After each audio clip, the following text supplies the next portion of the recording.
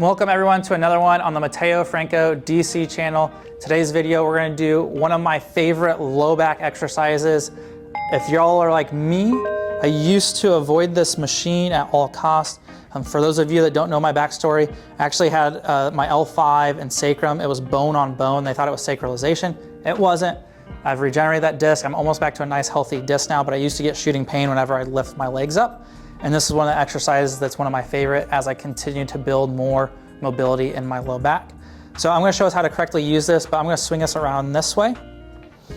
And so for our neck, we have what's called a cervical orthotic. We measure that specifically off x-rays. It puts the curve back in our neck. This is gonna be the same concept, helping us round our low back. Most of us don't have a problem going into extension. It's us actually getting into flexion, right? And the majority of our flexion doesn't come from most people's low backs after we look at thousands to hundreds of thousands of x-rays.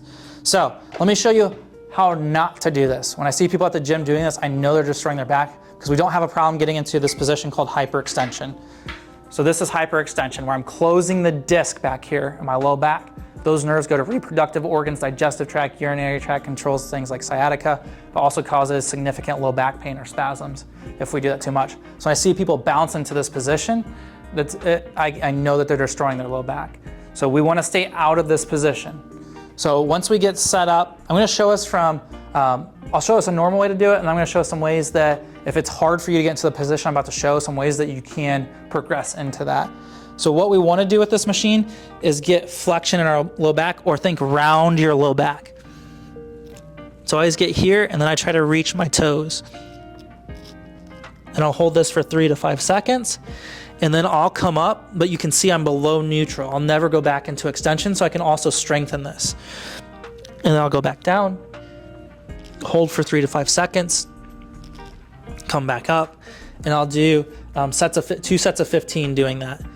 If you're someone that struggles to get into the down position, or you think it's gonna be hard because you're so stiff or not strong enough in your low back, you can put something in front of you like a chair or something like that to slowly get into that position. You can even have it where you slide it out as you go.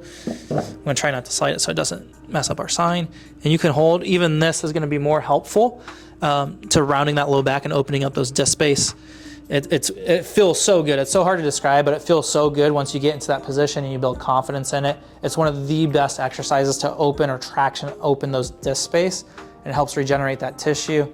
All of these exercises, again, are an enhancement of the adjustment, right?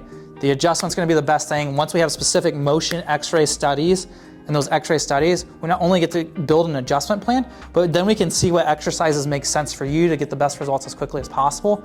Then when we do progress x-rays, we get to see how your consistency, how well you do these exercises, how that's actually working for you, if we need to add more or do different things. That's why I love the x-rays. But this is gonna be one of the best low back exercises. But I'll see you on the next video.